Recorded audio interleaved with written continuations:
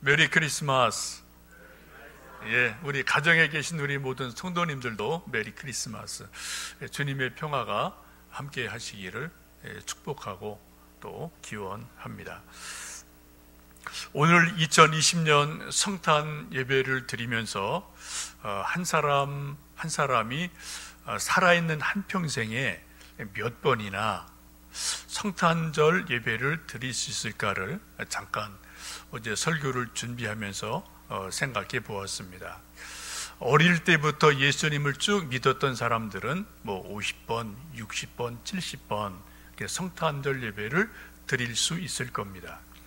그런데 올해 처음 예수님 믿은 사람은 첫 번째 성탄절 예배를 드리는 거고요. 또 예수님 믿지 않는 사람, 교회를 나가지 않는 사람들은 한평생 동안 성탄절 예배를 드릴 일이 없습니다. 정상적인 상황이라면 오늘 많은 사람들이 해외로 또 유원지로 여기저기로 또 이제 나가서 또 이제 쉬는 날이 아니겠습니까? 여러분 가만히 생각해 보면은요, 이 복되고 복된 성탄절에 아기 예수님을 생각하며 성탄절 예배를 드리는 사람이 그리 많지 않고요. 우리도 평생 그런 예배 횟수가 아주 많지도 않다는 것을 생각해 볼 수 있겠습니다. 역사적으로 성탄절 예배를 가장 먼저 드린 몇 사람 중에 사람이 바로 오늘 등장하는 동방박사들이죠. 또 목자들이 있었고요. 동방박사 세 사람이 첫 번째 성탄절 예배를 드린 아주 중요한 사람들입니다. 우리가 그 모습을 상상해 보면은 아주 동방박사 세 사람이 드리는 성탄절 예배는 아주 간촐했고요, 화려하지 않았고요, 커다란 예배당도 없었고요, 마기관이었으니까 또 찬양대도 없었고 이런저런 아이들 율동도 없었고 무슨 이벤트도 없었던 아주 간촐한, 아주 단단한 그런 예배이었음에 틀림이 없습니다. 동방박사들이 예수님께 아기 있게 경배했다고 그래요. 경배했다는 게 바로 예배라는 말 아닙니까? 아주 간단하고 심플하게 딱 세 사람이 아기 예수님께 경배 드리고 예배 드린 것이 첫 번째 성탄절 예배입니다. 이제 우리가 복을 많이 받아서 교회들이 커지고 성도들이 많아지고 또 찬양대가 수십 명, 또 이런저런 이벤트 이런 것들이 있지만 올해는 좀 안타깝게도 코로나로 인해서 사적 모임은 4명까지 모일 수 있고요, 우리 예배도 20명까지 이제 허용되는 그런 제한된 상황에서 우리가 성탄절 예배를 드리게 됩니다. 참 희한하다는 생각이 들어요.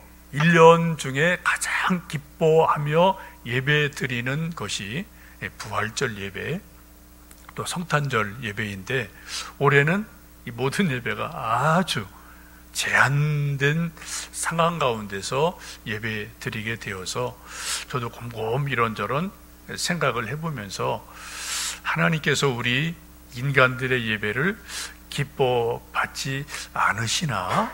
왜 이러시나? 하여튼 이런저런 생각을 좀 개인적으로 많이 해봅니다. 여러분 성경을 보시면 하나님께서는 어떤 예배, 어떤 사람의 예배는 기뻐 받으셨고 어떤 사람의 제사나 예배는 받지 않으신 경우가 있어요. 가인의 제사를 받지 않으셨습니다. 거절하셨어요. 또 이사야서를 보시면은 이스라엘 백성들이 소를 잡고 양을 잡아서 번제 드리는 많은 그 제사들이 싫다, 그거 하지 마라, 내가 냄새 맡는 것도 나는 아주 이제 지겹다, 그거 하지 마라 라고 하나님께서 이사야를 통해서 이스라엘 백성들에게 말씀하는 것을 우리가 성경에서 보지 않습니까? 여러분 이것을 보면은요, 원리는 똑같은 거예요. 어떠한 사람의 예배, 어떠한 제사는 기쁘게 받으시지만 어떠한 사람의 제사, 어떠한 예배는 하나님이 받지 않으실 수도 있다라는 생각을 하게 됩니다. 코로나로 인해서 많은 사람들이 모여서 예배 드릴 수 없는 상황이 연출되었어요. 이것을 생각해 보면은 혹시 하나님이 우리 인생들에게, 우리 믿는 이들이 하나님께 드리는 이 예배를 다시 한번 뭔가 돌아보게 하시고 정말 하나님 기뻐하는 예배가 무엇인지 우리로 하여금 생각하게 하시는 그러한 일이 혹 우리에게 있지 않나, 그런 생각을 곰곰 해보게 됩니다. 오늘 성경 말씀 보시면 동방박사 세 사람이 아기 예수님께 경배 드리기 위해서 아주 멀고 먼 길을 찾아옵니다. 동방박사 세 사람이 드린 아주 간소한 예배이지만 우리가 성경 말씀을 보시면 그 어떤 예배보다도 진실한 예배였고 하나님이 기뻐하시고 아기 예수님이 정말 기뻐하며 받으신 예배가 동방박사 세 사람의 예배인 것을 말씀 통해 보게 됩니다. 동방박사 세 사람이 어떠한 마음으로 예배를 드리러 왔습니까? 세 가지를 생각해 볼 수 있겠습니다. 첫 번째는 아주 멀고 먼 곳에서 별을 따라서 아기 예수님께 경배 드리기 위해서 왔다라는 겁니다. 이 동방이 어디냐? 정확한 것 우리가 모르지만 많은 성사학자들은 페르시아라고 해석을 합니다. 쉽게 말씀드리면은 아주 먼 수천리 수만리 되는 먼 곳에서 며칠 몇 달을 걸쳐서 아기 예수님을 만나기 위해서 왔다라는 말씀이죠. 우리 요즘 사람들은 뭐 교회가 우리 한국에 뭐 곳곳에 있잖아요. 뭐 5분 거리, 10분 거리 뭐 다 교회에 있습니다. 그런데 5분, 10분 거리 뭐 교회 안 가는 분들이 대반이지 않습니까? 가기 참 먼 것처럼 느껴져요. 이게 왜요? 이게 어떤 물리적인 거리보다도 이 마음의 거리가 멀으니까 교회 가는 일이 현대인들에게는 참 쉽지 않다, 이런 생각을 하게 됩니다. 이 동방 박사들은 동방으로부터 참으로 먼 곳에서부터 주님께 찾아 나왔다라는 거죠. 두 번째는 아기 예수님이 어디 계신지 모르고 그냥 별을 보고 찾아간 겁니다. 여기저기 묻고 물어서 예수님을 찾게 되죠. 오늘도 말씀 보시면은 예루살렘 가서 아기 예수가 어디 계시냐, 유대인의 왕으로 태어난 분이 어디 계시냐, 여기저기 물어봤어요. 그 소문이 예루살렘에 꽉 찬 거 아닙니까? 우리식으로 말하면은 서울 가서 김서방 찾는 것과 비슷한 상황이라는 겁니다. 그래서 여러 사람들의 도움을 받아서 예수님을 만나게 됩니다. 세 번째는 헤롯 왕의 방해가 직접적으로 간접적으로 아주 많이 있었음을 우리는 성경에서 보게 됩니다. 이 헤롯 왕이 동방 박사들을 만나고 이제 이런저런 말을 하면서 아기를 만나면 나에게도 알려주시오, 나도 가서 경배하고 싶소 라고 말했지만 그 속은 뭡니까? 그 아기를 찾으면 죽이려고 하는 그러한 나쁜 의도가 있었음을 우리가 성경에서 보게 됩니다. 이것처럼 예수님께 경배 드리기 어려운 상황과 여건들이 아주 많이 있었어요. 그럼에도 불구하고 동방박사 세 사람은 먼 곳에서 별의 인도를 따라서 아기 예수님을 찾아가게 되고 결국은 그 아기 예수님께 찬양과 경배를 드리고 예배를 드리게 됩니다. 이 동방 박사들이 아기 예수님을 만나고 인도받는 것을 보면 오늘 크게 두 가지가 소개가 되죠. 첫 번째는 별의 인도를 받았다라고 말씀합니다. 2절에 보시면은 우리가 동방에서 그의 별을 보고 그에게 경배하러 왔노라 라고 말씀을 해요. 또 9절 10절 보시면은 그 별이 문득 앞서 인도하여 가다가 아기 있는 곳 위에 머물러 있는지라 그들이 별을 보고 매우 크게 기뻐하였노라 라고 말씀합니다. 별이라는 단어가 여러 번 등장을 합니다. 여러분, 이 마태복음 2장에서 동방박사들이 아기 예수님을 찾아가는 발걸음을 인도해준 첫 번째 가이드는 별이었다라는 것을 생각해 보셔야 되겠습니다. 여러분 뉴스에서 보셨겠지만 요 며칠 전에 소위 크리스마스 별, 동방박사별이라는 특별한 어떤 별 현상이 일어났던 것을 여러분 보셨을 겁니다. 잠깐 좀 동영상을 보여드리겠습니다. 크리스마스를 앞두고 마치 성탄 선물 같은 밤하늘이 펼쳐졌습니다. 목성과 토성이 하나의 행성처럼 겹쳐 보이는 이른바 대접근 현상이 800년 만에 관측된 겁니다. 코로나19로 지친 인류에게 우주가 주는 선물 같은 밤하늘을 나경렬 기자가 전합니다. 검은 도화지 위에 하얀 물감을 떨어뜨린 것처럼 두 개의 별이 밤하늘을 밝게 비춥니다. 거리가 가까워 마치 하나의 행성처럼 보이기도 합니다. 이는 태양계에서 가장 거대한 행성인 목성과 아름다운 띠를 지닌 토성이 빚어낸 우주쇼입니다. 두 별은 태양을 중심으로 돌다가 약 20년에 한 번씩 만나는데 20년마다 겹쳐 보이지는 않습니다. 목성과 토성이 마치 하나의 별처럼 보이는 이른바 대접근은 쉽게 볼 수 없는 현상인데 이렇게 가까이 만난 두 행성을 인류가 볼 수 있게 된 건 800년 만입니다. 관측이 됐던 것을 기준으로 하면 1226년 이후로 가장 가까이 관측이 되는 겁니다. 두 별의 만남은 20년마다 이뤄지지만 이번 재회는 성탄절을 앞두고 이뤄졌던 점에서 의미가 있습니다. 탄생한 아기 예수를 만나러 길을 떠난 동방박사들을 이끈 것이 바로 목성과 토성이 함께 만들어낸 밝은 빛이었기 때문입니다. 학계에선 성경에 나오는 별이 당시 목성과 토성 혹은 목성과 금성의 근접 현상으로 추정하고 있습니다. 긴 기다림 끝에 이루어진 만남을 뒤로하고 두 별은 점점 멀어지게 됩니다. 두 행성이 다시 이렇게 가깝게 만나는 건 지금으로부터 60년 뒤 2080년입니다. 네, 지금 보신 것처럼 뉴스에서 저희들이 좀 만드는 건데요. 며칠 전에 이러한 기이한 현상이 일어나서 어떤 이제 관심 있는 분들이 육안으로 혹은 망원경으로 이런 현상을 보신 분들이 계실 겁니다.